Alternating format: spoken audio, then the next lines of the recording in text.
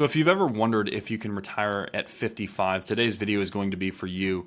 I'm going to compare a fictional couple, John and Sally, and what it would be like for them to retire at 55 versus 56, 57, and so forth. As you probably know, there's a unique set of challenges that come along with retiring early, whether it be before 59 and a half or before Medicare age at 65. So in today's video, I just want to show you the numbers behind retiring at 55, some expenses that you might incur, and whether or not this is realistic. So keyword there is realistic, and today we're going to be talking about projections. So anytime we show projections, we always make sure that we understand that they're just that. They might not be your specific scenario, so I always recommend speaking with a trained financial professional and someone that's looking out for your best interest. So with that in mind, let's dive right into the scenario. Let's start by simply breaking down John and Sally. Like I said, they're fictional clients, but this is a very realistic scenario that I come across actually quite often for those looking to retire a little bit earlier than their 60s. So we're going to say that John and Sally are both age 53 to make math easy, and we're going to say John is still working, but Sally has already retired. When we break down their net worth, we're going to assume that they're just below $2 million. They have over $2 million in investment assets, but because of their liabilities from a car and from a mortgage, they still are below $2 million. So essentially what we're talking about today is, can you retire at 55 with $2 million? A little bit further breakdown of their assets. You can see here, John's got a 401k of $800,000. He's currently contributing the max to it with a 3% company match. So that's a pretty common scenario for someone in their late 50s, mid 50s. A brokerage account that John and Sally both own that has $325,000 that they're contributing $10,000 to every single year. And then they both have Roth IRAs. Sally has an IRA from her former job. And then finally, John's got some company stock as well. So like I said, we're at about $2.3 million. John's going to be adding roughly about $50,000 for those 2 years. Let me very briefly dive into Social Security. So for John's estimate, we're assuming that he's going to be starting at 67 years old. So very far into the future for John, and the same goes for Sally. They're both going to wait until their full retirement age. And here are their respective amounts. Again, these are made up. I know a lot of you probably question if Social Security is going to be around in the same form at that time, but that's a conversation for another time. But a big question, I will say, for John and Sally is whether to start Social Security at 62 as early as they can, or wait until a date after 62.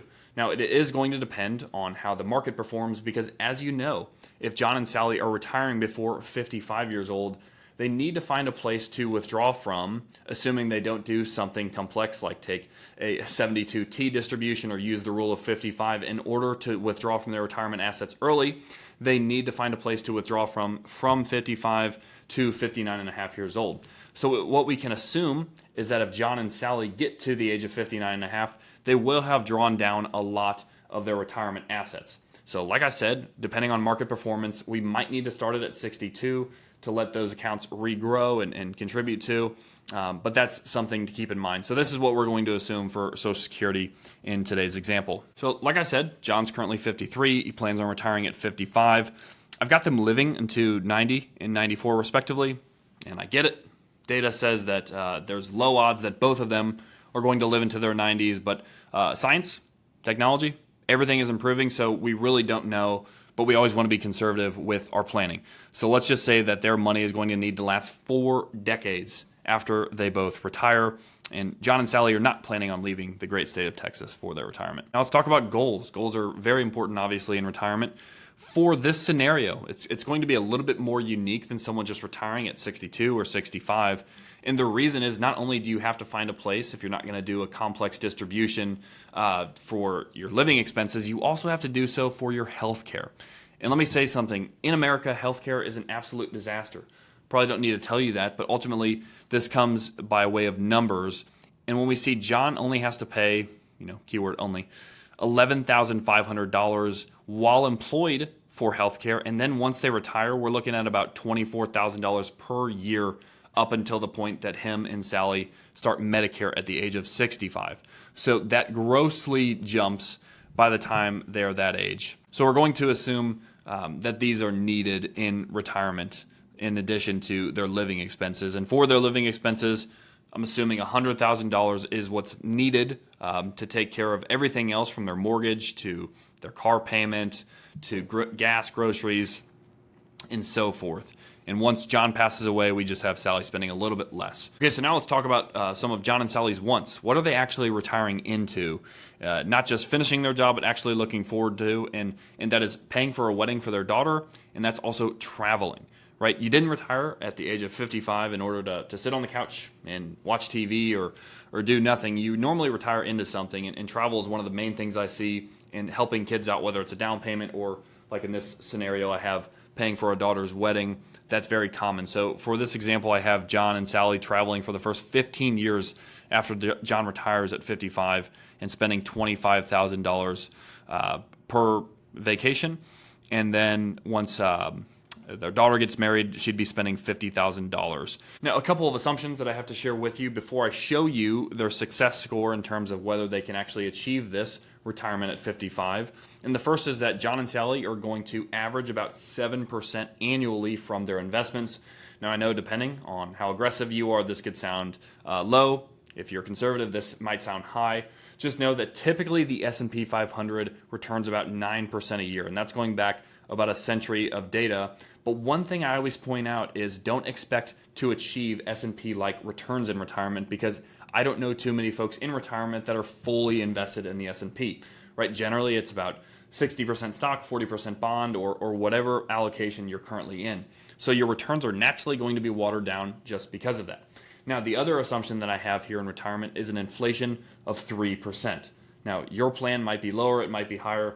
Ultimately, I just settled on that. I don't think that inflation is going to get down to 2% for a long time still. And as you know, the cost of everything continues to get higher over time. So we want to be realistic with our inflation. We want to make sure it's high enough, and we want to make sure our returns are not too high, right? Two really key main factors there. One final thing that I'll mention here is I do have John and Sally taking a little bit less, about $25,000 less per year towards the back half of their plan. Again, we normally just see people spend less as they get older, don't travel as much, don't have the energy to do as many activities, and just naturally spend less. So with that said, let's jump now into seeing what their score is. So a Monte Carlo score is essentially right here. If I have 1,000 trials, if I retire 1,000 times, how many of those times do I get to the end of my retirement and the plan still be successful? And it's just a probability.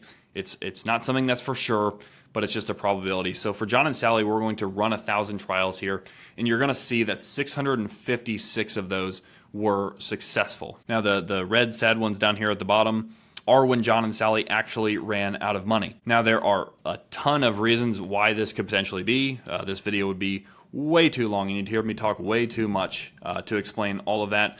But ultimately, John and Sally have a 65% chance of getting to the end of their plan, again, 90 and 94, with this in mind. So what we're going to do is make sure that we have the most accurate, the best option for Social Security taken here, and we're going to use full retirement age. So this is going to make the score a little bit better, but I just wanted to show you this. There's multiple ways that you can take Social Security, but let's compare now if John and Sally were to retire at 56, 57, and so forth in some ways that they could make their plan a little bit better. Okay, so let's say now we're up to 70%. Okay, 7 out of 10 times you retire and you make it to the end successfully.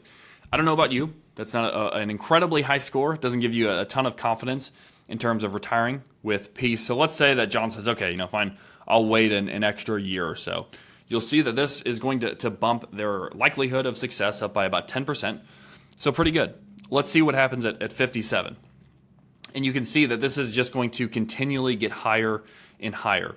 But I know a lot of the clients that we work with, and I know maybe you in particular, don't want to wait longer for retirement, right? You're younger, you look better, you feel better, so now is the time to retire. So let's take this back to 55, and let's just make a lower assumption for how much we need to travel.